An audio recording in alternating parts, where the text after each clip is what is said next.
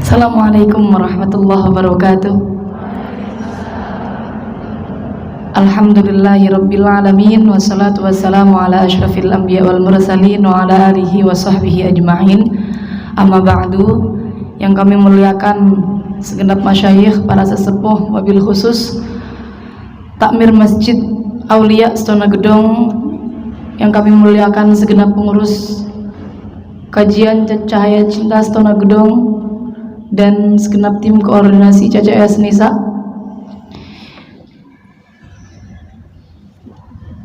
Bu Khotim yang kami hormati, yang kami muliakan, Mbak Irma yang selalu menemani saya setiap sesi fikih wanita. Alhamdulillah, teman-teman sekalian yang hadir di majelis pagi ini, alhamdulillah sehat semuanya nggih? Alhamdulillah. Ini semangat nggih? Ini kok soalnya Mbak Irma suaranya lembut sekali. Jadi kayak bawaannya ya, bawaannya lembut. Ya, alhamdulillah. Sekarang kita sudah mulai masuk ke, nanti insya Allah kita akan bahas mengenai istihadah. Ini kalau mengikuti CCS Nisa yang partnya fikih, kita runtut nih dari mulai najis, istinja, wudhu, kemudian haid, ya bener, kemudian haid. Nah, haid ini kita udah 2 episode ya, haidnya ini kita udah 2 episode haid, sampai di istihadah penyempurna suci, sampai hal-hal yang tidak diperbolehkan dilakukan bagi perempuan yang haid minggu kemarin, seingat saya. Nah, sekarang kita sudah mulai masuk ke kodok sholat dan juga istihadah. Nanti insya Allah pertemuan depan kita mau nifas. Setelah nifas baru nanti insya Allah bab sholat. Nanti kita akan lanjut insya Allah CCS Nisa fikih sampai fikih wanitanya selesai. Semoga teman-teman semua diberikan kesempatan untuk kalau juga diberikan kesempatan untuk mengaji bersama teman-teman semua dalam keadaan sehat walafiat. Amin ya rabbal alamin. Sebelum kita mulai ngaji, seperti biasanya mari kita kirim tawasul terlebih dulu kepada para mu'alif kitab, kepada para masyayikh, wabil khusus kepada Mbah Wasil. Semoga dengan lantaran kita kirim Fatihah ini, ilmu yang kita pelajari pada pagi hari ini bisa menjadi ilmu yang memberkahi kehidupan kita, bisa menjadi ilmu yang memberikan kemanfaatan bagi kehidupan kita. Amin ya rabbal alamin. Ila hadratin Nabiyil Mustafa Sayyidina Maulana Muhammadin sallallahu alaihi wasallam wa ila jami'i masyayikhina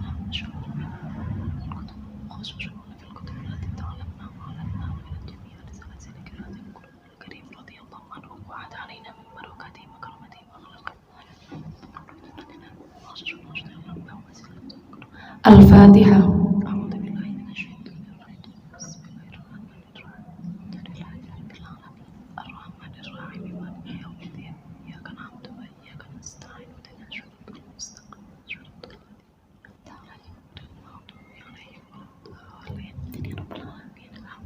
Alhamdulillah, hening sekali.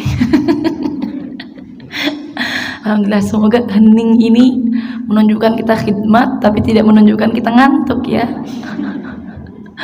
Kita ada di masjid, memang baiknya memang khidmat, baiknya tidak ramai-ramai, baiknya memang karena hormatan lil masjid. Tapi semoga khidmat kita ini tidak berujung dengan ketiduran ya. Kita awali dengan pembahasan qada sholat, teman-teman. Seringkali saya itu kalau menyampaikan materi qada sholat, ternyata itu di sekitar kita perempuan banyak loh yang kalau dia haid ya sudah tidak jauh memikirkan tentang qada sholat seperti itu. Jadi kalau haid ya sudah, dia mengiranya bahwa haid nggak boleh sholat, ya sudah berarti saya nggak perlu qada sholat seperti itu. Saya bebas dari qada sholat secara total, demikian.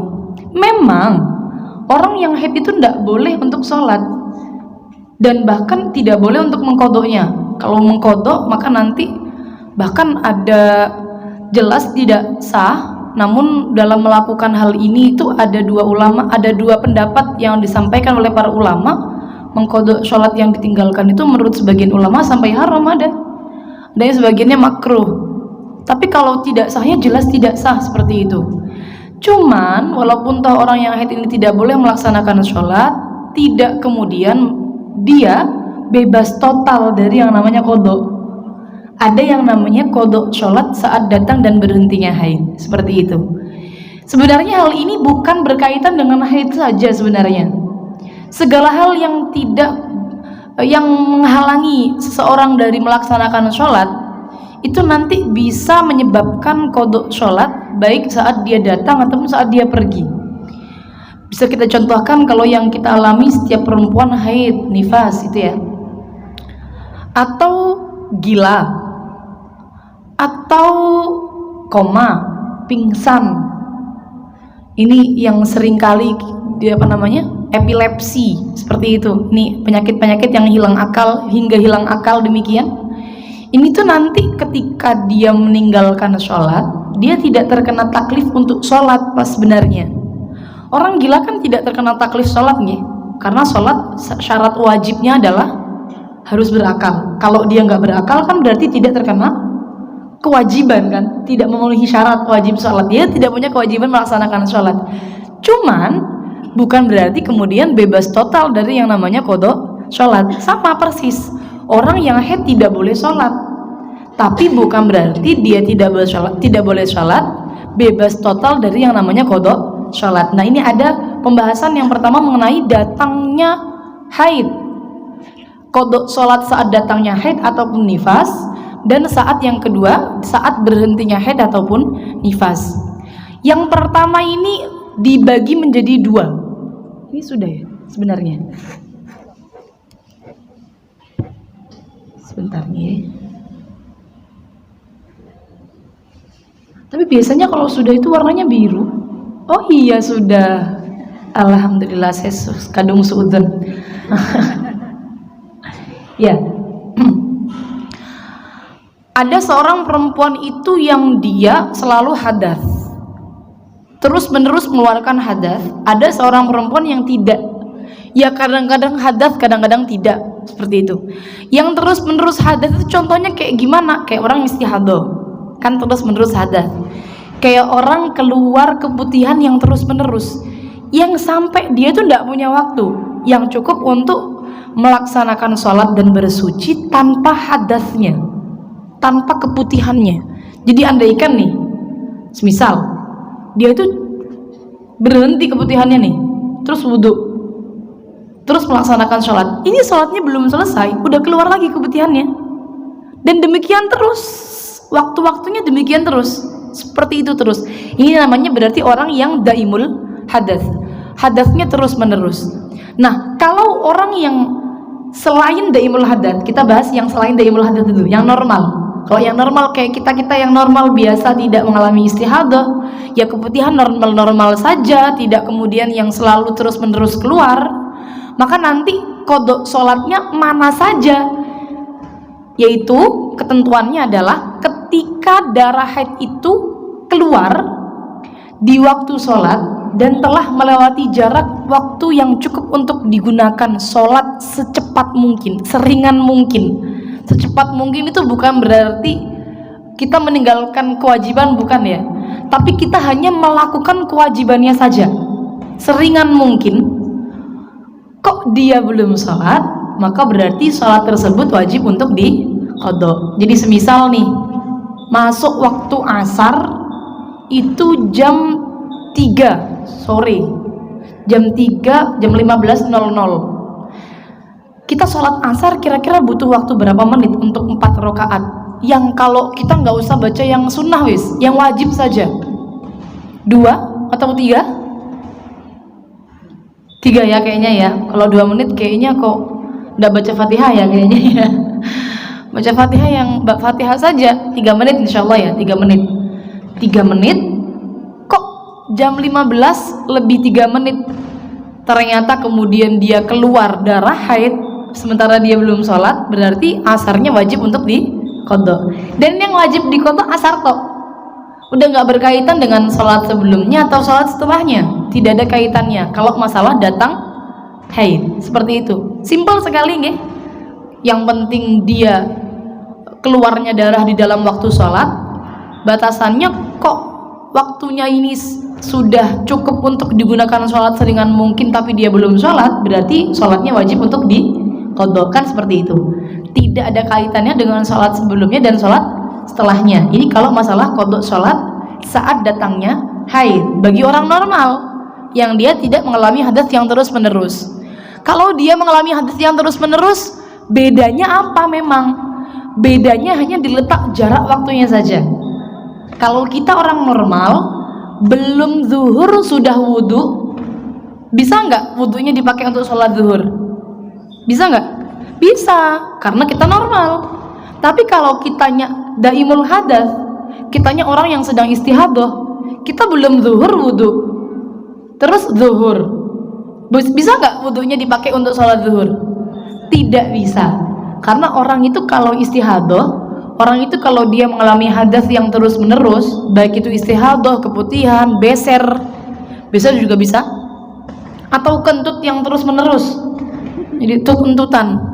Ini benar-benar ada yang mengalami, nih teman saya, temannya teman saya itu betul-betul kentut terus menerus, kayak nggak ada jeda waktunya yang untuk dia nggak kentut gitu loh.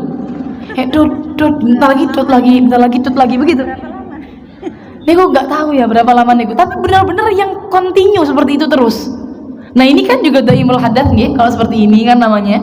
Maka ya seperti itu, karena dia daimul hadas, wudhunya itu darurat. Kalau wudhu darurat itu hanya bisa digunakan ketika sudah waktunya mau digunakan. Nah waktunya mau digunakan adalah ketika akan sholat, jadi wajib untuk nunggu masuk waktu dulu baru boleh wudhu, seperti itu. Jadi makanya kalau belum waktunya digunakan, sebelum masuk waktu ya nggak boleh wudhu. Bukan nggak boleh, sebenarnya nggak bisa digunakan untuk sholat selanjutnya, begitu loh. Kalau wudhu sebelum zuhur ya kalau mau digunakan untuk sholat sunnah silahkan, tapi nanti kalau zuhur ya wudhu lagi, demikian maksud saya. Nah karena dia harus wudhu di dalam waktunya, maka nanti jarak waktunya itu akan ada tambahan. Kalau tadi ketika jarak waktunya sudah cukup digunakan sholat seringan mungkin kok dia belum sholat, maka sudah langsung wajib qodho. Ini ketambahan, ketika jarak waktunya itu bisa digunakan untuk bersuci dan wudhu, sementara dia belum melaksanakannya namun ternyata darah haidnya sudah keluar dulu, baru wajib qodho. Tapi kalau ternyata dia sudah sholat, maka ya berarti tidak perlu qodho. Seperti itu. Ini untuk yang datang haid. Untuk yang berhentinya haid, untuk yang berhentinya nifas, ini lebih singkat lagi waktunya. Jadi batasannya adalah selama darah itu berhenti di dalam waktu sholat dan tersisa waktu yang cukup untuk digunakan mengucapkan takbiratul ihram, maka sholat tersebut sudah wajib untuk diqodho. Sesedikit itu waktunya, nggih. Takbiratul ihram itu bacaannya bagaimana teman-teman? Allahu Akbar, betul. Ini cuma Allahu Akbar. Berapa detik? 3? 1? Allahu Akbar. 1 ya? 1 sampai 2 detik lah. 2 detik lah, kita buat 2 detik lah. 2 detik nggih. Jadi kak dia misal ya, ini tadi kan asarnya jam 3. Ini dia jam 3 kurang 1 menit. Ini ngecek, oh saya suci. Kita kemarin sudah bahas masalah ngecek darah ya, caranya bagaimana kan kita sudah bahas kemarin. Ke kamar mandi, dia bawa kapas, dia cek ke organ kewanitaan bagian dalamnya, ternyata yang keluar warnanya putih atau seputih kapasnya, atau kalau mengikuti kaul yang muqabil dia juga boleh, misal kuning dan keruh sudah bisa dikatakan suci, juga bisa mengikuti kaul yang muqabilul asah. Silahkan mau ikut yang mana, yang jelas dia tahu kalau dirinya suci itu jam 3 kurang 1 menit. Sangat-sangat cukup sekali waktunya untuk digunakan mengucapkan takbir. Maka berarti zuhurnya sudah wajib di qodho. Itu ya, padahal kan sebentar ya.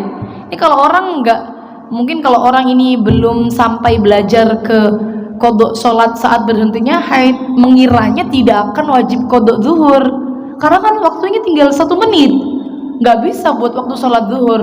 Terus kenapa wajib qodho? Alasannya apa? Nah ini Setelah kita cari-cari ternyata alasannya memang ta'abudi, teman-teman.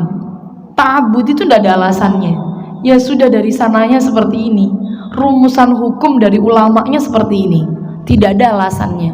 Walaupun toh jelas-jelas tersisa waktunya hanya 1 menit, bahkan setengah menit pun wajib untuk qada zuhur.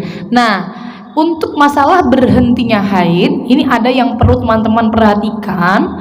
Andaikan haid ini berhenti di waktu asar dan di waktu isya, selain dia itu wajib untuk sholat asar, wajib untuk sholat isya, dia juga wajib untuk qada sebelumnya yang bisa dijamak. Ini ya, beda dengan yang datang haid. Kalau datang haid kan kita cuma fokus pada sholat itu saja, tidak berkaitan dengan sholat setelahnya dan sholat sebelumnya. Tapi kalau yang masalah berhentinya haid itu ada kaitannya. Andaikan sholat ketika kita berhenti haid di waktu tersebut, sholat sebelumnya bisa dijamak. Contoh berarti berhenti waktu asar atau berhenti waktu isya. Maka kalau berhenti waktu asar, kita wajib sholat asar plus qada zuhur. Ketika berhenti isya, kita wajib sholat isya plus qada maghrib. Niku yang seringkali masih ditinggalkan. Dan juga yang teman-teman perlu ketahui, menurut saya penting sekali ini, ketika kita berhenti haid di waktu sholat dan cukup untuk kita lakukan sholat tersebut dalam waktunya secara adaan, tidak kodoan, maka kita tidak boleh milih kodok. Nih, sering kali seperti ini. Contoh bulan puasa, teman-teman darah berhenti sebelum tidur, kayak mungkin jam 11, mungkin tidurnya malam jam 11 atau jam 10.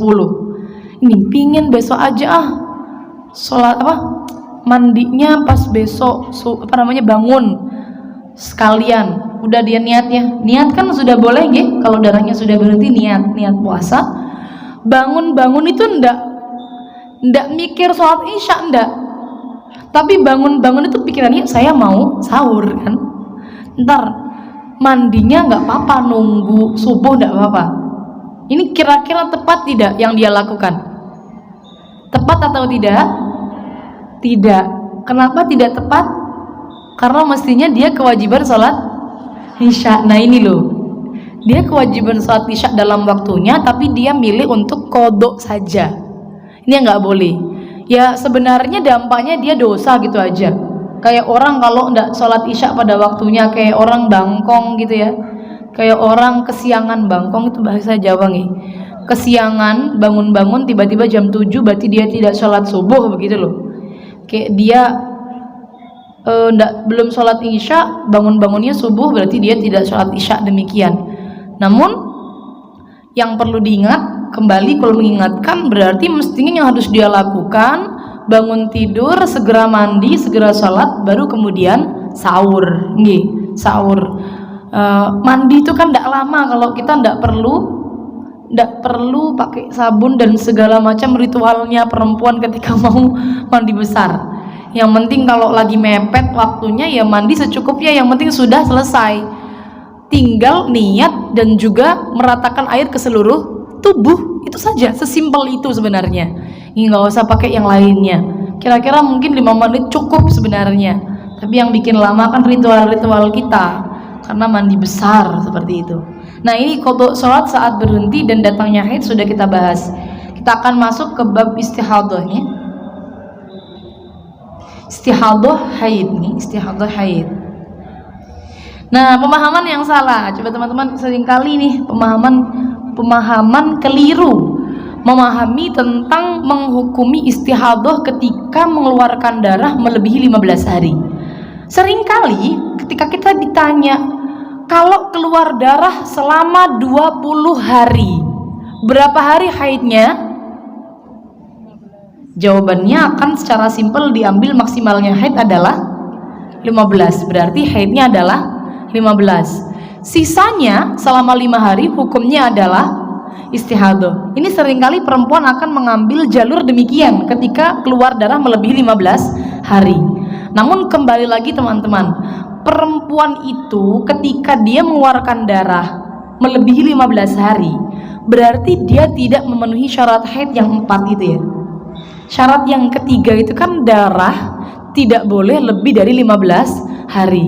Kalau lebih maka tidak memenuhi syarat haid. Kalau tidak memenuhi syarat haid, tidak bisa kita hukumi secara instan langsung pakai pemahaman instan. Oh berarti tinggal kita ambil aja maksimalnya, ndak bisa.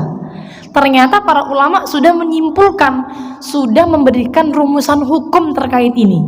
Orang itu kalau keluar darah melebihi 15 hari, dalam kitabnya dia disebut dengan mustahadah. Mustahadah itu orang yang istihadah. Orang yang istihadah itu dia hukumnya akan berbeda-beda tergantung individunya. Satu orang dengan satu orang yang lain akan berbeda hukumnya karena yang dia alami berbeda. Walaupun toh kasus yang sedang dialami sama, namun karena histori haidnya, karena adat-adat haidnya itu berbeda setiap orangnya, dia kasusnya sama, hukumnya bisa berbeda. Ini namanya orang yang istihadah. Jadi yang paling mudah-mudahnya orang yang istihadah itu kita menggunakan konsep disamakan dengan adat. Oh ini paling mudahnya hukum menurut saya, dan paling mudah untuk difahami. Karena kan biasanya teman-teman kalau mau bab istihadah itu, kalau mungkin teman-teman di sini pernah buka-buka Uyun Ulul Masail, mungkin ada, atau kitab-kitab yang lain yang menerangkan bab istihadah. Ini istihadah itu sebenarnya ada 7 pembagian, sangat banyak sekali. Ini kalau kita terangkan, saya rasa bisa lumayan membingungkan, karena di majelis CCS ini kan tidak semuanya ikut dari minggu-minggu kemarin, jadi ada kadang-kadang yang pas sempatnya minggu ini saja begitu ya. Saya rasa kalau untuk teman-teman yang konsumsi ini, ilmu ini dikonsumsi secara instan, secara hari ini saja ngajinya, itu yang paling mudah memahami kategori nomor 4. Jadi dia sudah pernah haid, sudah punya adat. Yang ini di sini ada yang belum pernah haid? Yang hadir di sini sudah haid semua, sudah haid semua berarti, Maka baiknya kita bahas satu macam saja dulu. Nanti mungkin kalau ada nih yang sudah ibu-ibu, boleh kita lanjutkan dengan pembahasan anak-anak yang baru pertama kali haid. Sangat mudah hukumnya malah. Kita bahas yang sudah haid dulu saja. Jadi kebanyakan perempuan itu dia masuk kategori mu'tadah ghairu mumayyizah. Mu'tadah ghairu mumayyizah itu yang bagaimana? Mu'tadah itu berasal dari kata adat itu loh. Ya mu'tadah, orang yang sudah punya pengadatan haid. Jadi dia sudah punya kebiasaan haid, sudah pernah mengalami haid sebelumnya. Seperti itu. Teman-teman di sini sudah punya kebiasaan haid semua. Sudah pernah mengalami haid semua. Jadi masuk kategori mu'tadah. Ghairu mumayyizah tidak bisa membedakan mana darah kuat, mana darah lemah. Bukan berarti darahnya keluarnya satu warna saja. Kadang ada orang yang keluar darah satu warna tok, ada merah terus ada, coklat terus ada. Tapi kan yang banyak perempuan tuh kalau keluar darah semua macam warna darah masuk keluar ya. Hitam, terus susul merah, terus coklat, terus kuning, baru keruh, baru suci. Kan seperti itu, baru bersih. Kebanyakan perempuan kan keluarnya 5-5-nya keluar semua. Tapi saya tanya, teman-teman di sini ada nggak yang detail setiap bulannya? 5 warna darah ini setiap keluar dicatat detail per jamnya. Semisal hitam 2 hari setengah, merah 1 hari, coklat 1 hari, begitu. Ada nggak yang nyatet detail demikian? Sama, saya juga udah nyatet, sama. Jadi maksud saya, kita ini sama kategorinya kalau mengalami istihadah, sama-sama ghairu mumayyizah. Ghairu mumayyizah itu nggak melulu harus warnanya satu doang gitu, nggak. Tapi orang itu nggak nyatet, berarti dia masuk ghairu mumayyizah karena dia nggak ngerti perincian darahnya yang kuat berapa, yang lemah berapa, seperti itu. Jadi kita ini darahnya bervariasi setiap bulannya, tapi kita nggak nyatet. Maka dari itu kita kalau mengalami istihadah, hukumnya sama-sama masuk kategori mu'tadah ghairu mumayyizah. Ini paham dulu nih giringan di awalnya biar teman-teman nanti kalau membahas hukumnya agak lumayan enak. Nah, sekarang kita bahas hukumnya. Orang-orang kalau sudah masuk kategori mu'tadah ghairu mumayyizah, hukumnya bagaimana sih? Nah, seperti itu. Hukumnya, haidnya disesuaikan dengan adat haidnya, istihadahnya disesuaikan dengan adat sucinya. Pertanyaan selanjutnya yang biasanya timbul, adat saya ini enggak pakem. Enggak pakem itu apa ya? Enggak mesti. Enggak terus-menerus dengan bilangan yang sama. Seringkali berubah. Mungkin haidnya itu selalu 7, tapi suci saya itu seringkali maju mundur. Kadang 18, kadang 20, kadang 19, kadang 16. Seperti itu. Atau haid saya juga maju mundur. Kadang 6, kadang 7, kadang 8. Seperti itu. Nah, maka bagaimana kalau kita punya adat yang selalu berubah-berubah? Mana yang kita pakai sebagai acuan adat? Yang kita pakai adalah yang terakhir kita alami sebelum mengalami istihadah. Yang paling mudah nih ini. Jadi teman-teman kalau saya mau adat haid, tidak usah bingung. Yang dipakai yang mana? Yang terakhir dialami. Oh, istihadah bulan Muharram. Berarti yang dipakai adat bulan Dzulhijjah. Berapa hari haidnya, berapa hari sucinya. Inilah mengapa penting sekali kita itu nyatet berapa haidnya, tanggal berapa, jam berapa, berhentinya tanggal berapa, jam berapa. Andaikan tiba-tiba mengalami keluar darah lebih 15 hari, itu kita sudah siap sama hukumnya. Sudah ada hukumnya. Oh, berarti haid saya tinggal sesuaikan dengan bulan kemarin. Karena ada catatannya, jadi akan mudah. Nanti repot juga kalau teman-teman tidak nyatet. Repot nanti hukumnya jadi mutahayyirah. Nanti kita akan bahas mutahayyirah insyaallah setelah kita bahas mu'tadah secara tuntas. Jadi sudah paham nggih bagaimana rincian hukumnya? Coba kita bahas ke dalam contoh. Misal bulan Juni haidnya 7 hari, sucinya 23. Di bulan Juli keluar darah selama 20 hari. Berarti simple. Di bulan Juli haidnya berapa? 7. Karena bulan Juni haidnya 7. Dalam 20 hari yang dihukumi haid 7, sisanya selama 13 hari hukumnya adalah istihadah. Simple? Bisa dipahami? Nah, mudah nggih? Mudah. Kita masuk sebentar untuk contoh selanjutnya, rumusan selanjutnya tentang mandinya.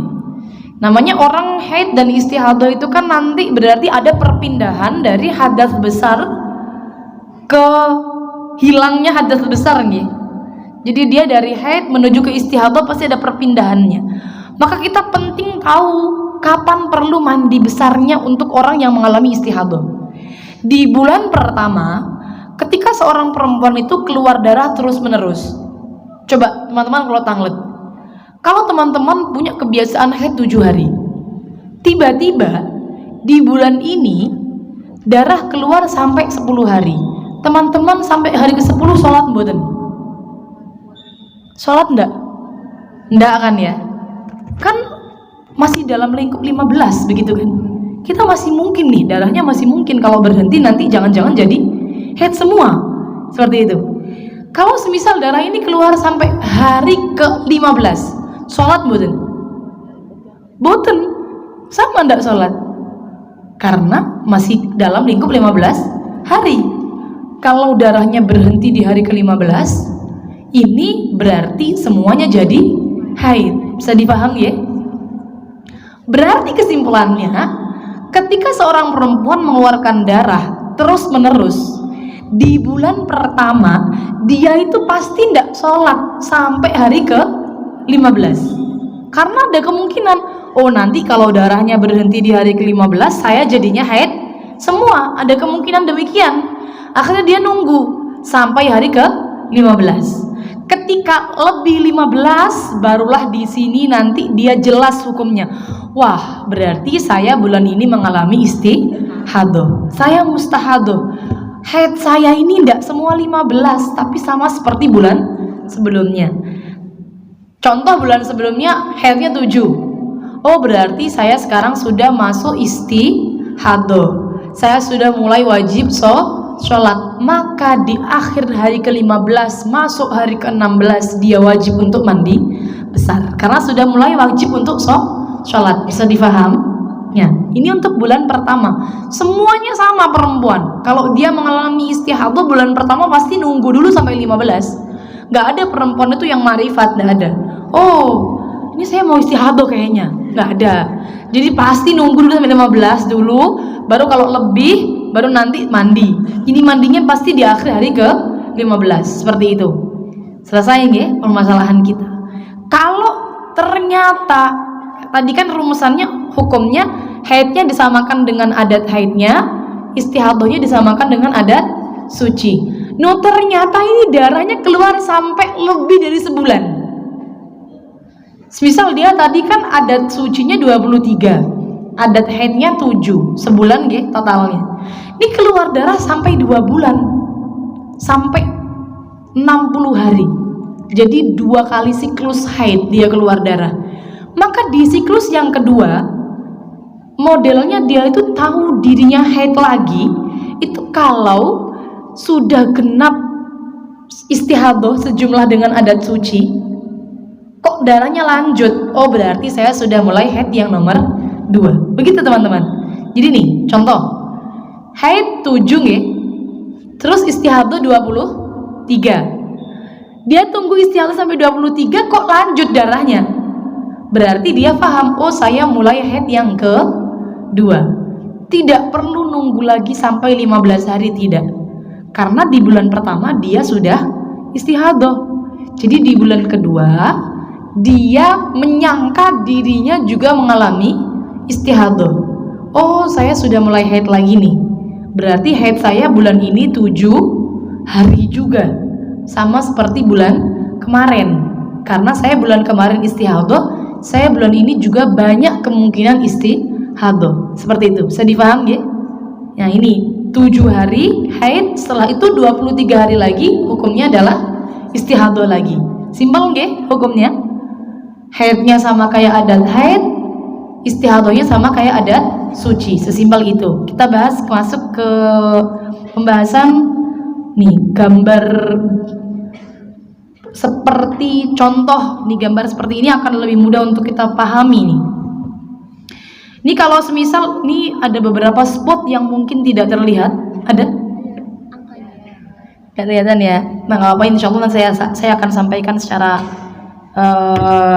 gamblang keterangannya. Mohon maaf. Ini di bulan pertama, ini dia keluar darahnya 2 bulan full seperti contoh saya tadi itu ya. Jadi dia keluar bulan pertama 30, bulan kedua 30, seperti itu. Maka bulan pertama haidnya ya 7, karena adat haidnya 7. Bulan kedua istihadah, bulan kedua haidnya juga 7, karena adat haidnya 7. Jadi simpel, 7 23 7 23. Hukumnya demikian.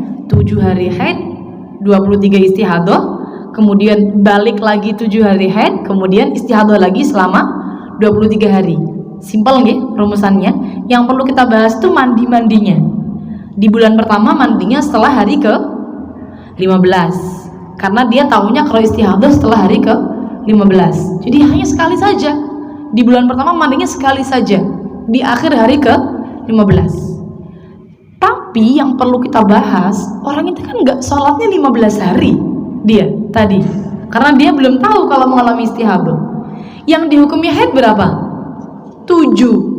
Dia tidak sholat selama 15 hari, yang dihukumi haid hanya 7. Berarti pasti punya yang namanya qadha sholat. Sisanya dari yang dihukumi haid itu dia wajib untuk mengqadha sholatnya, yaitu selama berapa hari? 8. Bisa difahami ya teman-teman pembahasannya? Di bulan kedua dia kan sudah paham, oh saya bulan kemarin istihadah, saya sekarang juga banyak kemungkinan istihadah, sehingga mandinya tidak perlu nunggu 15 lagi, tidak, tapi mandinya di akhir hari ke 7. Jadi dia perpindahan menuju ke hari ke-8, dia mandi itu, mandi hari ke-8 dia sudah, andaikan dia di bulan puasa dia sudah puasa, dia sudah sholat, jadi di bulan kedua dia tidak punya yang namanya qadha sholat. Bisa dipaham teman-teman? Jadi kalau runtutannya pembahasan demikian, maka di bulan pertama dia pasti punya qadha sholat, andaikan adatnya tidak sampai 15 hari. Tapi kalau adat haidnya 15, contoh, saya memang terakhir haid itu 15 hari, terus kebetulan juga sucinya 15, ya berarti pas. Nanti rumusannya 15 haid, 15 istihadah, haidnya 15 lagi, istihadahnya 15 lagi, begitu. Jadi 15, 15, 15, 15. Bukan karena hukumnya mutlak 15, 15, bukan. Tapi karena dia adatnya 15 haid, 15 suci. Seperti itu. Bisa dipaham ya? Kita masuk ke rumus kedua. Rumus kedua. Contoh yang kedua. Ini sama persis dengan yang tadi di bulan pertama. Keluar darah di bulan pertama full 30 hari. Bedanya di bulan kedua darah itu cuma keluar selama 10 hari. Teman-teman, istihadah itu berarti dia keluar darah melebihi 15 hari ya. Ini pemahaman pertama kita ya. Di bulan pertama normal dia, istihadah biasa maksud saya. Oh, berarti di bulan pertama sama kayak tadi rumusnya. Haidnya 7, istihadahnya 23. Mandinya di akhir hari ke 15. Sudah tidak ada bedanya. Qadha sholatnya 8 hari. Hanya di bulan kedua ini dia kan nyangkanya saya istihadah lagi. Jadi dia sampai hari ke-7 terus mandi ya. Terus mandi. Hari ke-8 dia sudah sholat. Hari ke-9 dia sholat. Hari ke-10 dia sholat. Ternyata darah berhenti di hari ke-10. Kesimpulannya di bulan kedua darah keluar melebihi 15 hari atau tidak? Tidak. Keluar hanya berapa hari? 10. Kira-kira orang tuh kalau keluar darah 10 hari istihadah atau tidak? Tidak. Tidak jadi istihadah di bulan kedua. Maka di bulan kedua ternyata haidnya adalah 10. Ya, jadi ada rumus prank ternyata di dalam haid itu. Tapi memang begini ulama itu nyimpulkannya. Di akhir hari ke-7 dia wajib mandi tetap. Karena kan kalau fikih itu pakainya dzon teman-teman. Fikih itu pakainya apa yang sudah kita lakukan kemarin, kita terapkan sekarang. Fikih itu begitu prakteknya. Nah, sama konsep ini juga demikian. Di bulan kedua awalnya nyangkanya saya kemarin istihadah. Saya banyak kemungkinan bulan ini juga istihadah. Ternyata dia sudah kadung mandi dan wajib memang mandi di akhir hari ke-7. Mandi, loh ternyata darahnya di bulan itu tidak jadi melebihi 15 hari. Maka jadinya di bulan itu haidnya tidak 7 melainkan 10 hari. Paham gak? Nih, giringannya kalau teman-teman paham, insya Allah akan mudah memahami pembahasan-pembahasan yang lainnya. Akhirnya, kira-kira mandi yang di akhir hari ke-7 ini kepake atau tidak? Tidak, dia wajib untuk mengulang lagi mandi besar di akhir hari ke-10. Bisa dipaham, mandinya di bulan kedua berarti berapa kali? 2 kali. Di akhir hari ke-7 dan di akhir hari ke-10. Alhamdulillah. Ini pertama kali loh dengan jamaah sekian banyaknya. Pembahasan bulan kedua demikian teman-teman kayaknya paham semua insya Allah. Alhamdulillah. Bolehlah tepuk tangan dulu, nggak apa-apa. Untuk biar semangat. Ini paham kan tapi? Ya, insya Allah paham ya. Insya Allah kayaknya wajah-wajahnya paham kok, wajah-wajahnya. Iya, semoga pahamnya itu lekat terus sampai nanti pulang. Ini kadang-kadang soalnya pembahasan kayak gini tuh pahamnya di majelis. Ntar kalau sudah pulang keluar sana itu gimana ya tadi ya? Seringkali demikian. Saya juga dulu kalau ngaji demikian seringnya. Apalagi bab haid ya memang agak lumayan sedap-sedap gitu, ngeri-ngeri sedap bab haid itu. Tapi ini bisa dipahami ya teman-teman. Loh, kalau teman-teman mengalami istihadah yang terus-menerus kayak gini, rumusnya sesimpel itu. Sesimpel itu. Jadi di bulan kedua ya mandinya di akhir adatnya. Setelah itu lihat dulu darahnya. Kalau lebih 15 berarti ya sudah beres. Kalau tidak jadi lebih dari 15 berarti haid semua di bulan tersebut. Ini berlaku di bulan kedua, bulan ketiga, bulan keempat, dan bulan setelahnya. Sama, seperti itu. Kita lanjut ke pembahasan setelahnya. Ini saya siapkan contoh untuk yang mu'tadah teman-teman. Barangkali teman-teman di sekitarnya itu sekarang itu kan banyak perempuan baru pertama kali haid tapi langsung istihadah. Itu banyak sekali sekarang nih. Jadi anak-anak kecil umur 7, umur 10, umur 11 itu darah langsung keluar sebulan. Tapi bukan yang keluar bancar, tidak. Keluarnya itu kayak coklat tok gitu. Tapi sampai sebulan. Maka bagaimana untuk teman-teman yang baru pertama kali mengalami haid? Berapa hari yang dihukumi haid dan istihadah? Kan kalau kita sudah punya adat sesuai dengan adat. Kalau baru pertama kali itu ada 3 pendapat. Pendapat yang pertama, haidnya 1, yang paling kuat. Haidnya 1, istihadahnya 29. Pendapat yang kedua, haidnya disamakan dengan umumnya orang. Berarti ada 2. Boleh 7 hari haid, 23 hari suci. Boleh 6 hari haid, 24 hari suci. Bisa difaham ya? Jadi kalau misalnya ada anak-anak kecil baru pertama kali haid langsung keluar darah sebulan, berarti dia haidnya bisa milih kan 15 hari pertama pasti nunggu dulu ya, jelas. Kemudian ketika sudah lebih 15, oh anak saya berarti istihadah. Misal ibunya nih yang ngitung ya, misal ibunya yang ngitung, anak saya berarti istihadah. Karena anak-anak nih, mungkin karena anak-anak kasihan ibunya, jadi dipilihkan yang haidnya yang paling banyak. Haidnya 7 hari. Boleh nggak? Boleh, milih boleh. Memang ada 3 pendapat. 129, 723, 624. Ini sudah gandengan ya, nggak boleh saya pingin headnya 7 tapi istihadahnya 29, nggak boleh itu. Bukan pasangannya, bukan jodohnya, mohon maaf. Jadi harus dipilih yang jodohnya. 1 jodohnya 29, 7 jodohnya 23, 6 jodohnya 24. Ini kalau milih yang enak-enak nggak boleh.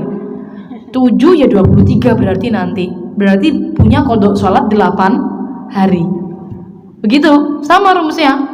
Kalau dia milih yang sehari, berarti istihadahnya berapa? 29. Kodok sholatnya berapa? 14 hari. Karena tidak sholatnya 15 hari. Kodok sholatnya 14 hari. Kan kasihan kan ya? Anak kecil baru balik. Dia berbalik kan ya? Baru balik, baru keluar darah, baru balik. Sholat itu masih disuruh. Dia udah kadang tidak sholat 15 hari dikiranya haid, ternyata istihadah. Nak, kamu haidnya sehari, kodok sholat ya 14 hari. Kayaknya nangis kayaknya. Jadi biar nggak terlalu shock, bolehlah kita pakai yang 723, tidak masalah. Ini makanya saya sampaikan, tergantung anaknya gitu. Kadang ada yang masih terlalu kecil itu kan, maka kita kasih yang paling berat juga kasihan. Tapi kalau baru pertama kali haidnya di umur 17 tahun misal, dia memang baru pertama kali haid umur 17, jadi sudah mapan, sudah siap, ilmunya sudah siap untuk mengamalkan, mengikuti kaul yang paling kuat. Haidnya mengambil yang sehari, istihadahnya 29, sudah siap. Maka ya silahkan, kalau sudah siap ikut yang paling kuat, tentu lebih baik. Faham gitu teman-teman sekalian nih? Sekarang kita bahas yang paling sering, kalau lupa tidak nyatet. Nih nggak ada catatan sama sekali. Sebelumnya ini mungkin nih, saya tuh baru pertama kali belajar haid. Ini adalah kemarin belajar haid di CCS tuh suruh nyatet. Kebetulan saya tuh nggak punya catatan sama sekali. Haid yang bulan kemarin berapa, sucinya berapa, saya nggak inget.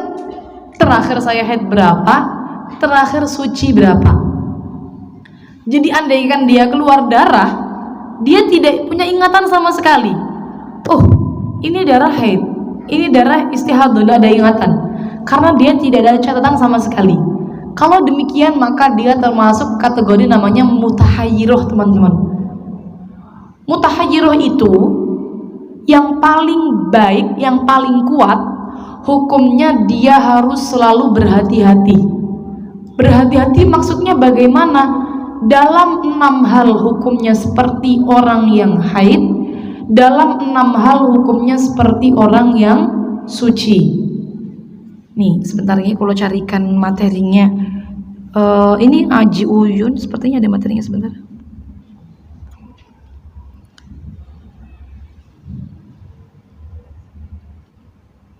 Saya jarang sekali kalau menyampaikan seminar sampai ke mutahayyirah, teman-teman. Ini karena kita di CCS kan memang konsep ngajinya pelan-pelan gitu. Jadinya saya sampaikan mutahayyirah. Tapi ini yang berat, teman-teman. Nanti saya sampaikan yang ringan juga enggak apa-apa. Ini kalau buat orang-orang awam dikasih yang berat kan kasihan juga. Contoh ini mutahayyirah nih. Saya besarkan. Dalam 6 hal hukumnya seperti orang yang haid. Bersentuhan kulit dengan suaminya antara lutut dan pusar, membaca Al-Quran di luar sholat, menyentuh Al-Quran, membawa Al-Quran, berdiam diri di dalam masjid untuk ibadah yang tidak bisa dilakukan di luarnya, melewati masjid jika khawatir darahnya akan mengotori. Ini sama seperti orang yang haid, tidak boleh semua. Namun dalam 6 hal dihukumi seperti orang yang suci. Yang pertama sholat, baik fardu maupun sunnah. Yang kedua tawaf, baik fardu maupun sunnah.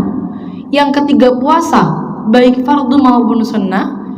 Yang keempat i'tikaf. Yang kelima tolak. Dan yang keenam mandi. Dia wajib sholat. Kalau semisal contoh dia tidak punya ingatan sama sekali, contohnya nih kayak gini. Yang paling sering contohnya begini, yang paling makul, masuk akal.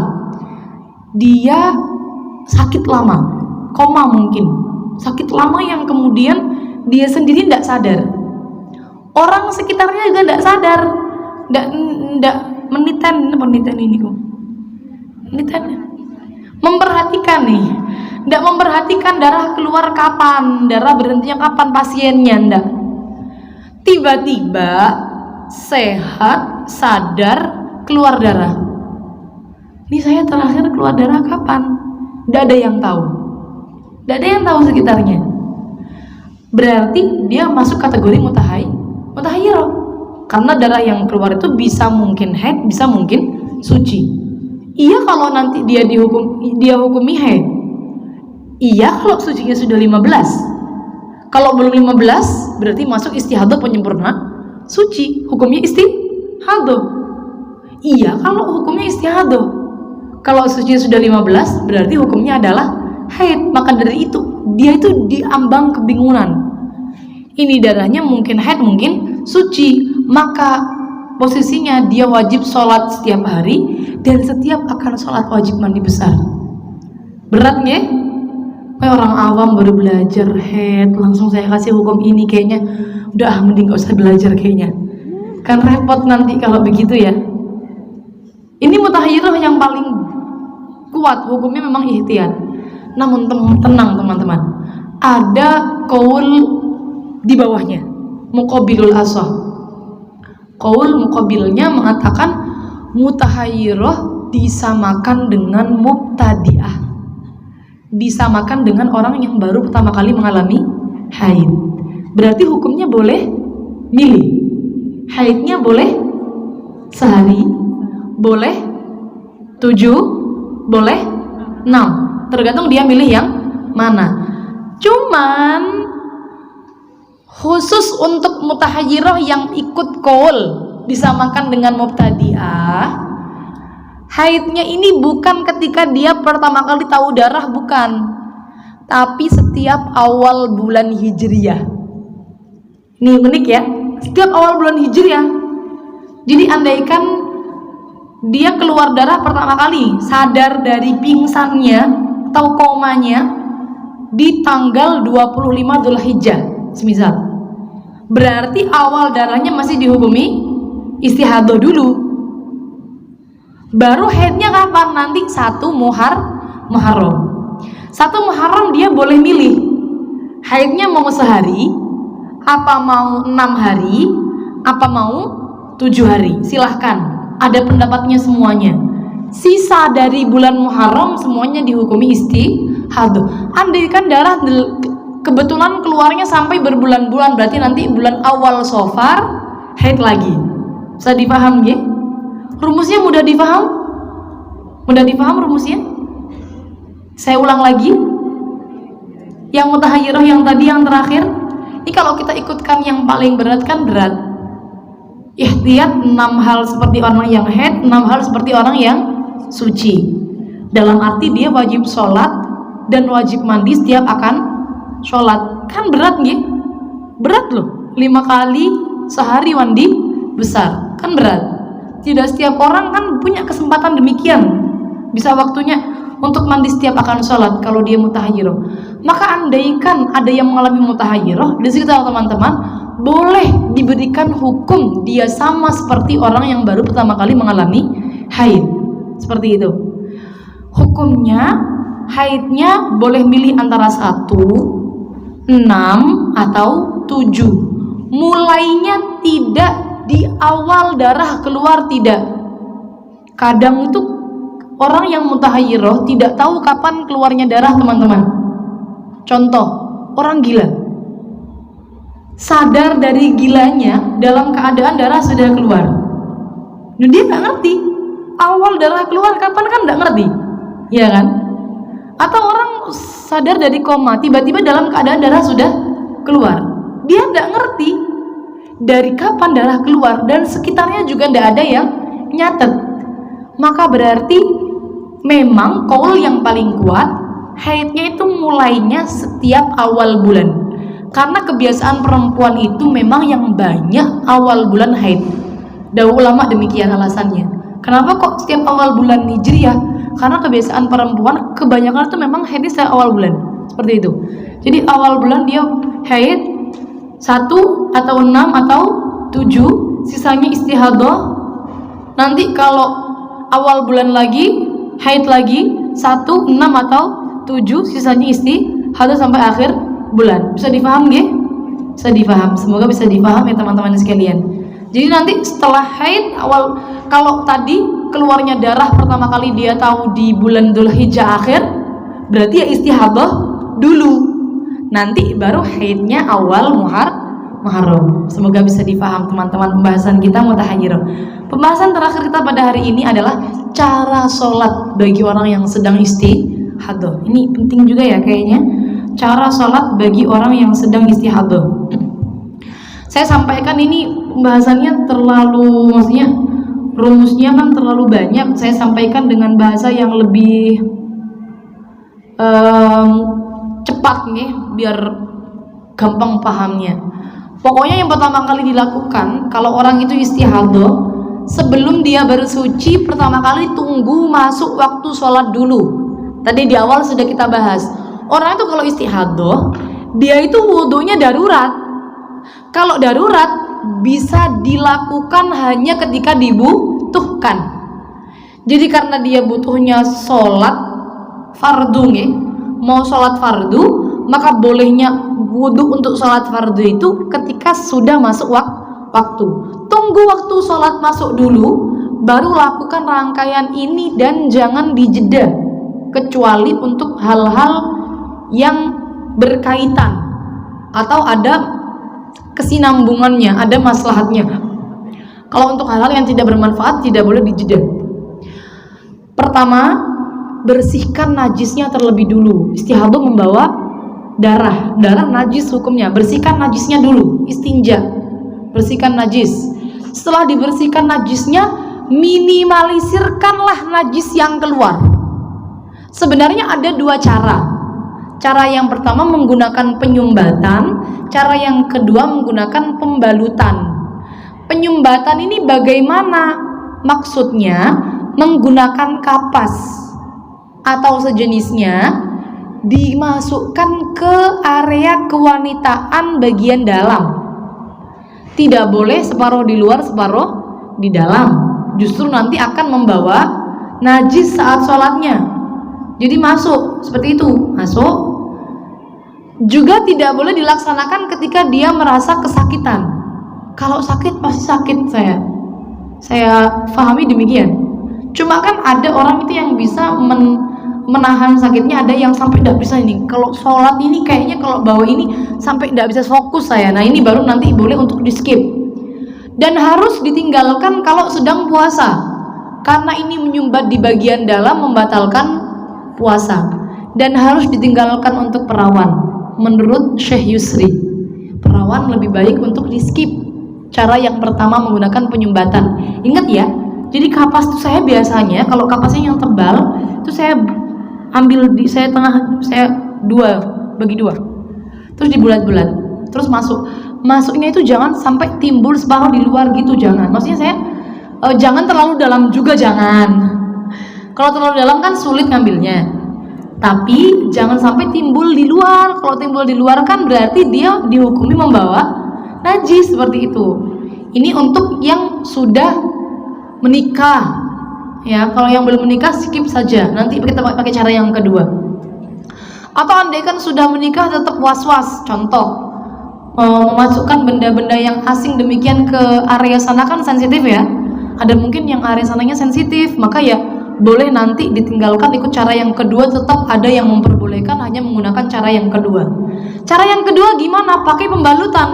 Pembalutan ini gimana? Pembalut bersih dibarengi dengan celana dalam yang ketat. Mohon maaf teman-teman, ini kita mau meminimalisir darah yang keluar, makanya harus dibarengi dengan celana dalam yang ketat. Kalau kita pakai celana dalam yang longgar, nyaman, kira-kira menampung atau meminimalisir? Menampung, nggak meminimalisir. Apalagi kalau yang longgar-longgar gitu, malah justru bisa kemana-mana darahnya, ya. Sehingga karena tujuannya meminimalisir, maka harus pakai celana dalam yang ketat agar tujuan meminimalisirnya ada, dapat. Menurut Imam Romli, perempuan itu boleh hanya menggunakan cara yang kedua, tidak perlu melalui cara yang pertama. Boleh. Nah, ini ibu-ibu ataukah masih perawan kah, boleh hanya pakai cara yang kedua. Yang penting pembalutnya bersih, suci. Kemudian yang kedua dibarengi dengan celana dalam yang ketat. Boleh pakai korset celana juga boleh, biar lebih baik lagi, lebih primpen lagi untuk meminimalisir darah yang keluar. Setelah melakukan step-step yang sudah kita terangkan tadi, baru selanjutnya boleh untuk berwudu. Wudu niatnya nawaitul wudu'a, bahasa Arabnya listibahati sholati fardhu lillahi ta'ala. Kalau pas mau wudu bahasa Arabnya lupa, boleh pakai bahasa Indonesia atau bahasa Jawa. Yang penting artinya saya niat wudu agar boleh melaksanakan sholat fardhu lillahi ta'ala pun. Kalau niatnya nawaitul wudu li rafil hadatil asghar, boleh enggak? Kalau panjenengan mau wudu tidak usah niat begitu, karena hadatnya kan terus menerus. Kalau li rafil hadatil asghar kan artinya menghilangkan hadas, tidak pas, tidak sinkron niatnya. Tapi kalau yang sudah enggak apa-apa. Kalau sudah dilakukan enggak masalah.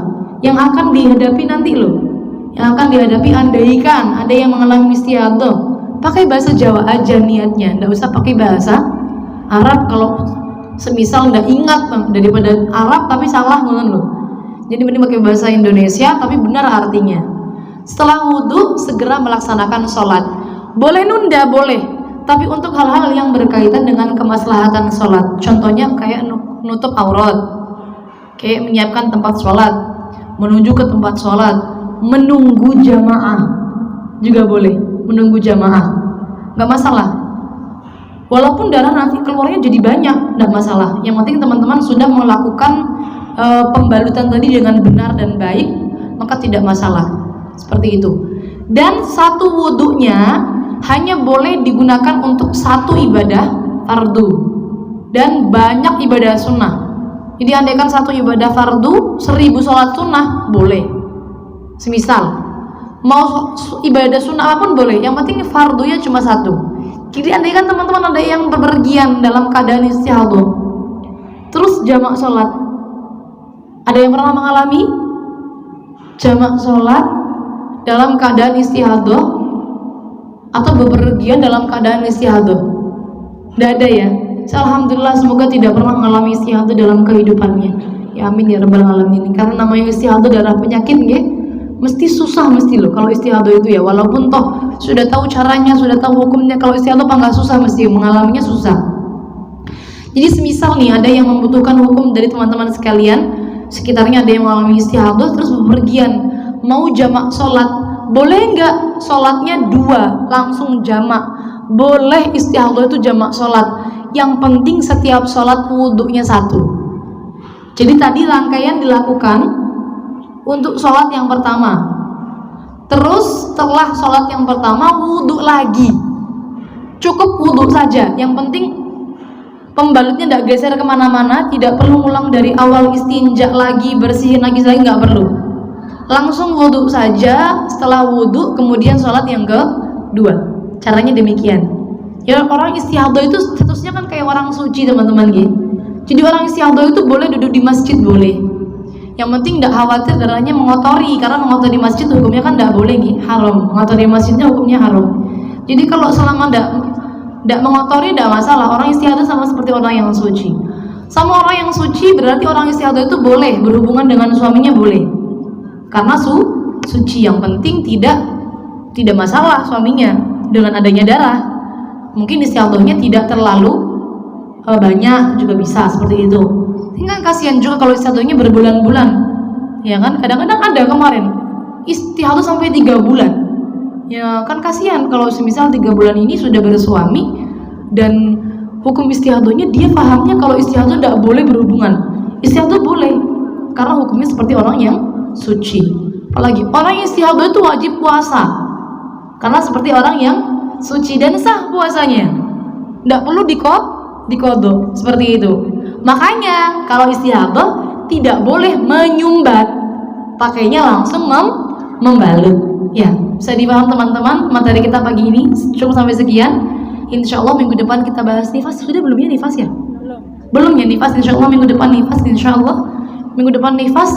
Yang masih gadis juga nggak apa-apa. Bab nifas insya Allah akan bermanfaat nanti, digunakan bekal ilmu untuk setelah berumah tangga. Kita bahas di pertemuan selanjutnya nifas, dan kalau masih ada waktu kita bahas sekalian dengan melahirkannya, karena dalam melahirkan banyak sekali rumus-rumus yang akan kita bahas. Seperti anak kalau dilahirkan tidak dalam pernikahan hukumnya bagaimana, kemudian kalau sudah hamil duluan terus menikah status nasabnya bagaimana, itu nanti semuanya akan kita bahas dalam pertemuan depan insya Allah. Dan juga kita akan bahas mengenai kalau keguguran lantas darahnya apa saja, ketika hamil keluar darah bagaimana, insya Allah kita akan bahas kupas tuntas di pertemuan selanjutnya. Kurang lebihnya mohon maaf. Kita lanjutkan dengan tanya jawab. Wassalamualaikum warahmatullahi wabarakatuh. Kalau jawab yang pertama dulu, nih mungkin ada yang pernah mengalami, saya dulu istihadah baik, semisal teman-teman tuh mengalaminya ada 2 macam biasanya. Panjenengan dulu salah cara sholatnya itu nyumpelnya separuh di dalam separuh di luar. Jadi kalau teman-teman kayak gini mending langsung pakai pembalutan mawon. Yang penting pakai celana dalam yang ketat daripada dalam menyumbat malah justru salah cara, kan seperti itu. Malah nanti sholatnya tidak sah kan. Kalau saya dulu pernah salah, mestinya kan sholatnya tidak sah. Saya tidak ngerti berapa hari istihadahnya, mana sholat yang saya lakukan kapan saja. Terus gimana cara kodoknya? Mengkodok sholat yang tidak kita ketahui berapa jumlah dan mana pastinya, sholat apa pastinya. Caranya adalah, kalau semisal yang kita yakini itu semisal saya kalau istihadah itu nggak mungkin sampai lebih 15 hari totalnya, maka berarti teman-teman yakinnya angka 15. Jadi kodok sholat selama 15 hari seperti itu. Kalau teman-teman punya kodok sholat, semisal saya itu ada kodok sholat 1 tok sekali waktu aja, tapi saya nggak ingat ini 1 itu maghrib, isya, apa zuhur. Nah maka berarti kalau teman-teman tidak ingat sama sekali sholat apa, wajib melakukan sholat 5 waktu. Tapi kalau teman-teman ada ingatan, contoh antara maghrib, isya sama zuhur, atau antara isya, asar, zuhur, maka berarti wajib melaksanakan 3 sholat yang dia yakini. Seperti itu konsep dalam mengkodok. Sama halnya, dulu saya itu pernah menghukumi tapi salah istihadahnya. Coba dikalkulasi kira-kira yang yakin itu berapa. Oh, saya yakinnya qadha sholatnya, saya yakinnya ini saya salah ngukuminya hanya sampai sebulan semisal. Karena saya dulu itu kalau istihadah saya hukuminya 15 hari haid, padahal saya haidnya itu dulu nggak pernah lebih dari 7 contoh. Berarti kan mestinya 8 harinya qadha sholat, tapi dia nggak qadha ya, dia nggak qadha, maka dia punya qadha sholat 8. Saya itu seingat saya istihadah 4 kali, berarti 8 kali 4, dia punya qadha sholat 32 hari. Nah ini teman-teman biar nggak berat, jangan langsung sekali ngodoknya. Jadi selama sebulan lah, berarti qadha setiap sholat dua kali. Boleh tetap sholat sunnah boleh. Kadang-kadang orang itu kalau punya qadha sholat kan agak sungkan mau sholat sunnah gitu loh, sungkan sama Gusti Allah. Kok sungkan ya bahasanya, kayak agak bingung, saya sholat sunnah boleh enggak gitu loh, padahal masih punya qadha. Jadi orang itu kalau masih punya qadha wajib, bolehkah dia melakukan ibadah sunnah? Sebenarnya kalau qadha wajibnya itu tidak harus segera langsung ia lakukan, maka dia boleh tetap melakukan ibadah sunnah. Tapi kalau qadha wajibnya harus segera ia lakukan, contohnya dia tidak sholat karena sengaja tidak sholat, atau karena betul-betul meninggalkan sholatnya karena main game. Ini kan suatu uzur yang tidak dilegalkan oleh syariat. Bukan uzur kalau syariat kan, biwairu uzrin. Maka berarti dia harus segera melaksanakan qadha ya. Nah, dia tidak boleh sholat sunnah dulu kalau belum qadha, seperti itu. Nah, kalau teman-teman nih dulu-dulunya karena tidak tahu kan, berarti kan qadhanya karena uzur. Maka bolehlah nanti ngodoknya itu dengan perlahan, biar tidak terasa berat. Jadi kalau punya qadha sholat, tetap wajib ngodok sampai yakin saya sudah tidak punya qadha sholat lagi. Caranya demikian. Semoga bisa menjawab. Yang selanjutnya, saya coba, setiap perempuan itu biasanya memang sebenarnya kalau kita bincang-bincang mengenai kelembapan organ kewanitaan, organ kewanitaan itu memang lembab loh. Memang kadang-kadang setelah kita istinja itu mengeluarkan cairan namanya wadhi. Wadhi itu warnanya putih kental warnanya.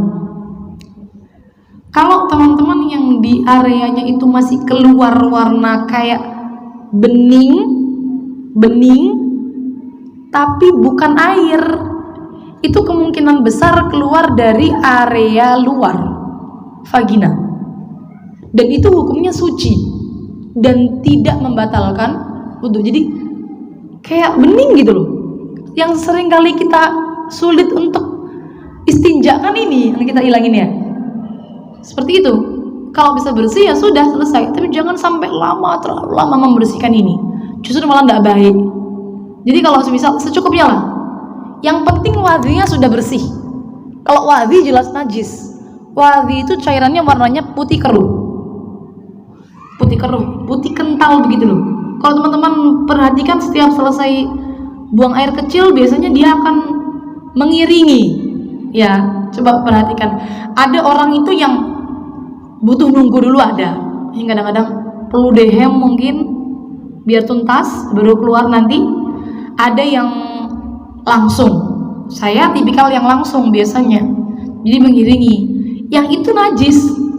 Tapi kalau yang bening banget itu ya, itu kalau teman-teman tidak ngerti keluarnya dari area mana cairannya, hukumnya suci dan tidak membatalkan wudhu. Jadi tidak perlu sampai wah ini sampai terlalu bersih keset begitu, sampai tidak perlu. Saya rasa nanti ini malah justru nggak baik untuk kesehatan organ kewanitaan seperti itu. Nah, kalau yang jenengan maksud selalu keluar keputihan itu cairan yang bening ini, maka berarti jenengan sebenarnya tidak dhaimul hadath. Tapi kalau yang jenengan maksud saya selalu keluar cairan yang warnanya keruh dan kuning, semisal selalu keluar itu terus sampai, saya rasa itu nggak bisa. Saya itu kalau berhenti sebentar untuk melaksanakan sholat tanpa itu pasti langsung keluar lagi sebelum sholatnya selesai, maka baru ini yang namanya dhaimul hadath. Kira-kira panjenengan bagaimana? Dhaimul hadath atau tidak?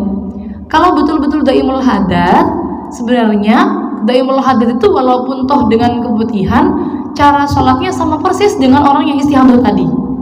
Harus pakai pembalut juga, sama. Dengan celana dalam yang ketat juga sama, persis dengan orang yang istihadah tadi. Nih, terima kasih. Selanjutnya mungkin mandi besarnya double. Kan yang mewajibkan mandi ada haid, nifas, melahirkan, keluar mani, berhubungan atau keluar mani, terus mati juga mewajibkan mandi besar. Mandi besar itu boleh digabung. Jadi semisal sebabnya itu lebih dari satu, mandinya cukup satu, tidak perlu mandi 2 kali. Contoh, orang junub belum sempat mandi, keluar darah haid, nanti mandinya itu setelah dia suci dari haid, tapi mandinya cukup satu kali mandi untuk 2 hadatnya dia, junub dan juga haid. Atau sebabnya mandi besarnya 3. Kok bisa 3? Contoh, junub, melahirkan, terus nifas. Ini sering mungkin ibu-ibu junub, melahirkan, nifas, belum sempat mandi nih, junub terus melahirkan, terus udah keluar nifas. Mandinya kapan? Setelah selesai dari nifas. Gimana mandinya? Apakah harus 3 kali mandi? Tidak, cukup sekali mandi. Niatnya lirafil hadatsil akbar, semua hadatnya akan hilang.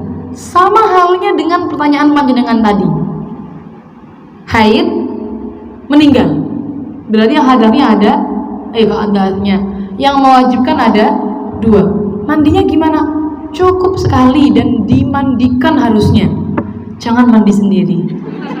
Hidup lagi. Harus dimandikan karena sudah meninggal. Ya sudah, mandinya kayak orang mandikan orang meninggal biasa. Ya.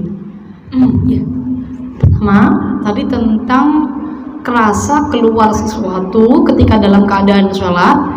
Ini bagaimana yang harus kita lakukan? Selesaikan sholatnya dulu. 1, barangkali yang keluar, barangkali teman-teman itu sebenarnya was-was, karena seringkali perempuan tuh kena penyakit was-was. Jadi jangan sampai kalau ada kayak keluar, wah diturutin batal, jangan. Nanti batal berulang kali. Tapi kalau teman-teman kerasa keluar, betul-betul kerasa keluar nih, kayak kerasa keluar cuma nanti keluarnya jangan-jangan bening. Kalau bening bisa jadi tidak membatalkan wudhu kan tadi, tidak membatalkan wudhu dan suci kan, seperti itu. Ya maka selesaikan dulu sholatnya. Setelah sholat, oh ternyata yang keluar benar-benar keputihan, warnanya kuning contoh misal, atau keruh contoh misal keluarnya. Wah ini kalau kuning dan keruh kemungkinan besar dari dalam hukumnya adalah najis, berarti wudhunya jadi batal, sholatnya jadi batal, sholatnya perlu diulang. Jadi nanti yang dilakukan setelah sholat, segera istinja lagi, bersihkan najisnya lagi, wudhu lagi, sholat lagi, segera sholat lagi. Nah, kalau semisal keluar kentut dari arah depan, namanya kuif ibu-ibu sekalian, kuif, kentut dari vagina. Sebenarnya kentut dari vagina ini memang karena ada udara yang terperangkap di dalam vagina.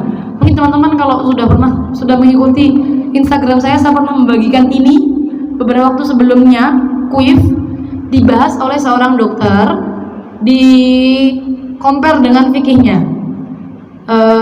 disatukan dengan fikihnya, sains dan juga fikihnya versus fikihnya bagaimana. Memang ada yang normal, ada yang abnormal. Yang normalnya itu udaranya itu asalnya dari luar, terperangkap di dalam, keluar lagi.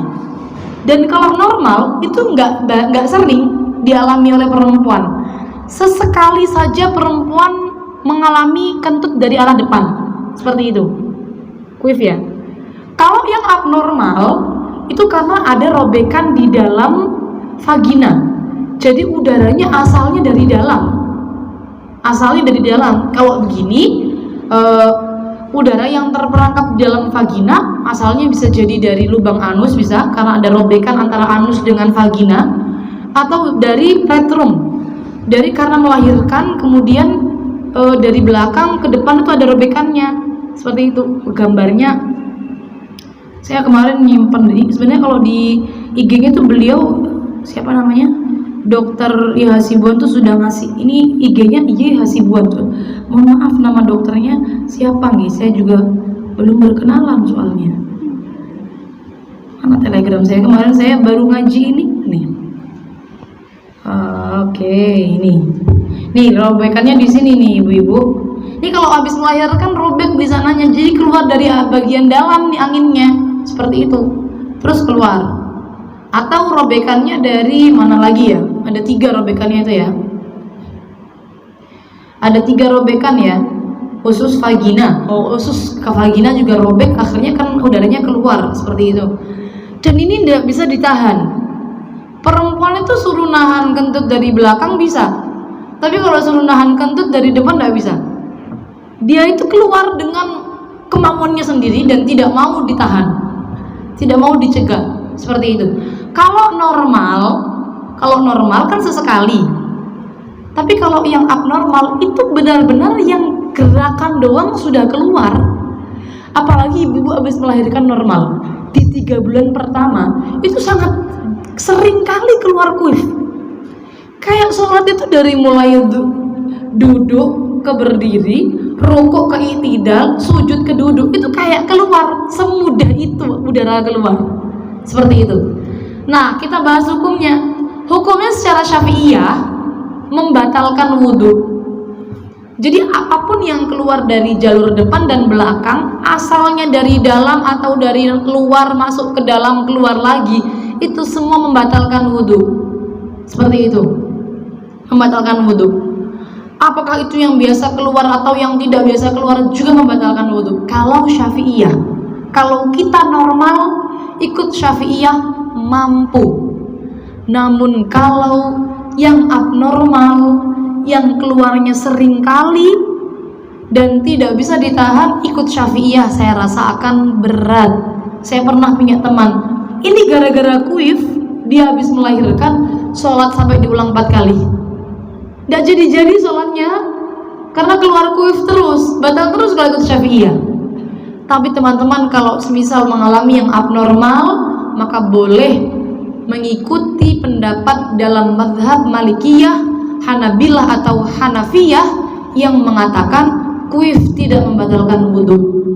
Ya, ini untuk yang abnormal, solusi. Bagi yang tidak normal kan kasihan kalau ikut yang Syafi'iyah batal terus nanti ya. Ya, itu untuk kuif. Ini kalau betul-betul yakin ada yang keluar. Kembali lagi, kalau kita nggak yakin nih, kayak ada yang keluar, kayak enggak. Habis istinja, biasanya kayak ada perasaan nih, kayak ada bunyi pluk gitu ya. Seringkali demikian. Ini jangan langsung batal, teman-teman nggak yakin kok itu keluar kuif atau enggak. Bisa jadi bertemunya 2 pipi, bisa jadi kemudian menimbulkan suara, seperti itu kan bisa jadi. Bisa jadi bukan karena kuif, bisa jadi kan. Sehingga nanti kalau demikian tidak perlu membatalkan wudhu, tidak perlu menganggap wudhunya batal. Dan yang terakhir tadi tentang oh iya, halal dan haramnya suami istri. Ya, istri suami itu kan bisa halal bisa haram. Maksudnya bukan haram, mungkin ya halal nyentuh, tapi ternyata walaupun halal batal wudhu begitu ya. Ini gimana kalau semisal suami istri butuh untuk membantu istrinya dan memang hanya berdua kehidupannya, padahal Syafi'iyah hukumnya bersentuhan antara yang tidak mahram batal, termasuk suami dan istri, karena suami dan istri itu bukan mahram sehingga halal untuk dinikah, kan seperti itu. Maka kalau memang tidak bisa mengikuti Syafi'iyah dalam darurat, kita boleh ikut madhab lain Hanafiyah dan Malikiyah. Itu kalau semisal tidak ada syahwat, bersentuhan antara laki-laki dan perempuan, tidak membatalkan wudhu. Jadi dalam keadaan yang dibutuhkan kita boleh pindah madhab. Contoh ibu-ibu sedang umroh, tawaf, wajib punya wudhu. Campur laki-laki dan perempuan. Tidak bisa dihindari kadang-kadang bersentuhan antara laki-laki dan perempuan. Apakah pakai syahwat? Tidak. Wong kadang tidak bisa dihindari ya bersentuhannya. Kadang sengaja bersentuhan itu, kadang ya memang tidak bisa karena desak-desaan seperti itu. Maka kita pentinglah bisa ikut mazhab yang lain yang mengatakan tidak batal wudhu seperti itu. Jadi dalam waktu-waktu yang dibutuhkan kita boleh pindah mazhab. Cukup Ibu? Nih, siap sama-sama. Boleh pertanyaan ya, warahmatullahi wabarakatuh. Terima kasih Mbak Ana pertanyaannya, saya langsung jawab. Yang pertama tadi, bagaimana tanda awal haid dan tanda selesainya haid. Jadi sebenarnya sebelumnya kita perlu pahami ada 5 warna darah ini. 5 warna darah: hitam, merah, coklat, kuning, dan keruh, teman-teman sekalian. Wah, ada hitam, merah, coklat, kuning, dan keruh. Yang jelas warna darah hitam, coklat, merah. Yang kuning dan keruh khilaf. Sebagian ulama mengatakan haid, sebagian ulama mengatakan warna darah, sebagian yang lain mengatakan bukan warna darah, seperti itu. Namun untuk permulaan haid yang paling banyak disampaikan oleh para ulama ditandai dengan keluarnya 3 warna cairan ini: hitam atau coklat atau merah, seperti itu. Kalau masih kuning dan keruh itu masih keputihan, karena orang keputihan itu kan banyak juga akan menjelang menstruasi banyak mengeluarkan keputihan, demikian ya. Jadi kalau sudah mulai keluar warna coklat, merah, hitam itu sudah mulai haid. Meskipun hanya flek, hanya sedikit, kemudian berhenti, baru 1 hari kemudian lancar, maka haidnya dihitung sejak flek sedikit tadi, seperti itu. Dan diakhiri dengan apa? Sama cara tahu berhentinya darah ya, dengan menggunakan kapas yang kita colekkan ke kemaluan bagian dalam. Kok keluarnya putih bersih atau putih, maka berarti jelas berhenti darahnya. Namun kalau keluarnya itu kuning dan keruh, ulama khilaf. Sebagian mengatakan masih haid, sebagian mengatakan sudah tidak haid. Namun kalau yang keluar itu hitam, merah, dan coklat, jelas masih haid. Walaupun toh tidak sesuai dengan kebiasaan kita setiap bulannya. Contoh, saya setiap bulan pasti haidnya 7. Kok bulan ini saya jadi haidnya 12 ya? 12 padahal yang dari mulai hari ke-8 sampai hari ke-12 ini nggak kayak saya biasanya. Yang keluar itu coklat terus, nggak berhenti-berhenti. Maka ya berarti tetap haid, karena masih keluar darah warna coklat, seperti itu.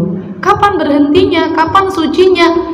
Kalau yang ittifaq ulama mengatakan kapan sucinya ketika warnanya sudah putih bersih, baru suci, atau tidak keluar cairan apapun, baru bersih, baru dikatakan suci.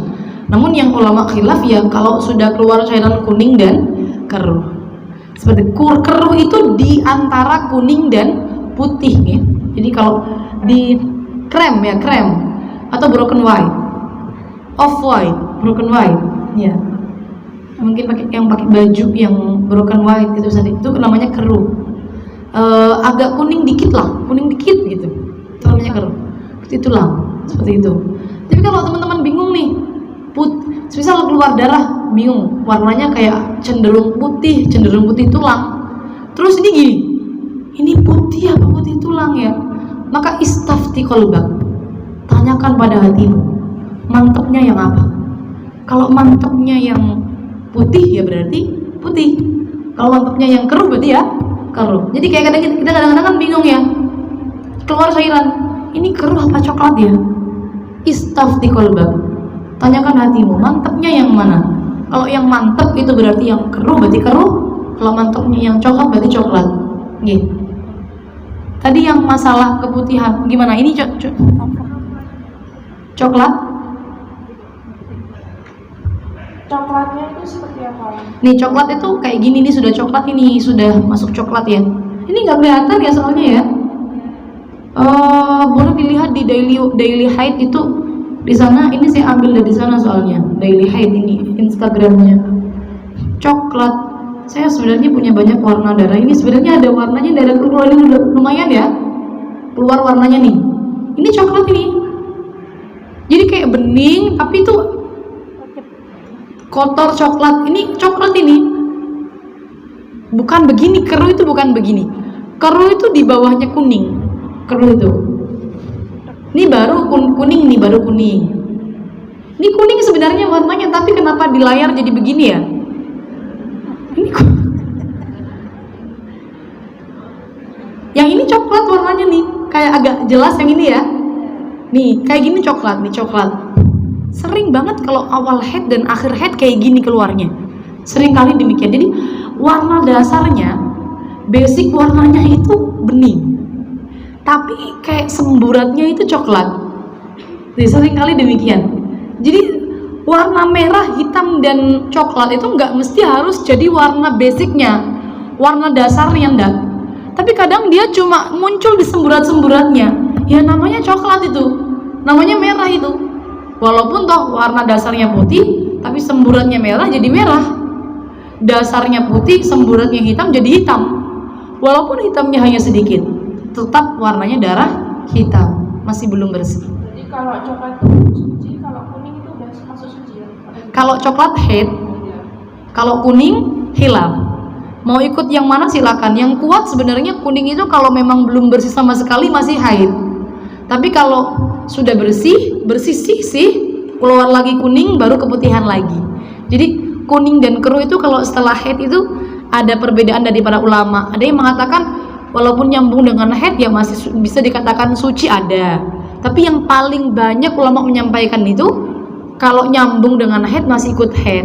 Nanti andaikan sudah bersih kok keluar lagi kuning dan keruh, ini baru nanti yang dikatakan keputihan. Paham belum? Apa warnanya apa? Nah, tergantung warnanya. Jadi sebenarnya tergantung warnanya. Teman-teman ingat nggak? Kadang-kadang kewanitaan tuh bersih, tapi kita ngecek keluar darah itu tidak hanya di luar loh. Kita di dalam ngeceknya agak ditekan sedikit ke dalam. Seringkali bagian luar itu bersih keset, nggak ada cairan apa-apa. Tapi pas dicek agak ditekan gini loh, ditekan dekat, ditekan sedikit ke dalam. Bahkan sebagian guru-guru haid itu kalau di sebagian pondok menyarankan pakai katembat, tapi saya nggak pernah sih sebenarnya. Katembat agak dekat, agak dalam sedikit begitu. Jangan dalam-dalam, tapi yang penting sudah agak masuk ke dalam begitu ya. Kalau saya sebenarnya ditekan ke dekat, tekan begini, saya tahan beberapa detik. Ini nanti akan muncul cairan di dalam apa? Kadang ada cairan kuning, kadang ada benar-benar bersih. Nah, kalau benar-benar bersih, maka ya jelas sebenarnya sudah suci. Setelah itu kok keluar lagi kuning, itu namanya keputihan. Jangan dianggap haid lagi, seperti itu. Tapi kalau warnanya coklat, berarti ya masih haid. Tergantung warnanya. Begitu ya. Kalau mengalami keputihan yang banyak, volumenya banyak seperti itu, kalau mau sholat gimana? Pakai pembalut, pakai celana dalam. Sudah, nggak usah nyumpel, nggak apa-apa. Daripada nyumpel tapi separuh di dalam, separuh di luar, repot juga nanti sholatnya membawa najis. Mending pakai pembalut plus celana dalam yang ketat. Dibilangin kalau mau sholat silahkan bersihkan dulu najisnya, tunggu masuk waktu, bersihkan dulu najisnya, terus pakai pembalut bersih, celana dalam yang ketat, baru wudhu, kemudian segera sholat. Wudhunya hanya boleh untuk satu sholat fardu. Begitu. Kalau posisinya suci, tapi waktu ya ada keluar jalan-jalan itu ada putihan dikit, itu putihan itu kan termasuk membatalkan wudhu apa enggak? keputihan membatalkan wudhu kalau memang cairan yang keluar warnanya kuning dan keruh. Karena kalau putih kita kan tidak tahu keluar dari area mana, dan putih itu nanti kalau kita tidak tahu keluar dari area mana, hukumnya adalah suci dan tidak membatalkan wudhu. Kalau putihnya bening misalnya. Bening, Tapi kalau bening tidak membatalkan wudhu dan suci hukumnya. Karena kita nggak ngerti keluar dari area mana, ya kan? Nggak ngerti kan? Keluar dari area mana nggak tahu. Kalau warnanya kuning keruh, seringkali kan kalau perjalanan yang keluar itu warnanya keruh seringkali, dan itu normal biasanya, memang seperti itu. Hukumnya najis. Jadi kalau lagi perjalanan usahakan membawa softtek atau panty liner atau celana dalam yang bersih untuk jaga-jaga kalau mau sholat. Kalau lagi nggak bawa gimana? Ya copot aja dulu celananya yang najis, nanti setelah sholat pakai lagi. Seperti itu, cukup ya? Ya. Sama-sama. Terima kasih Mbak atas pertanyaannya. Ngawas pada siang hari ini dengan bacaan Al-Fatihah. terlebih dahulu, kemudian kita berdoa bersama. Ila hadratin Nabi Mustafa Sayyidina Muhammad Al-Fatihah.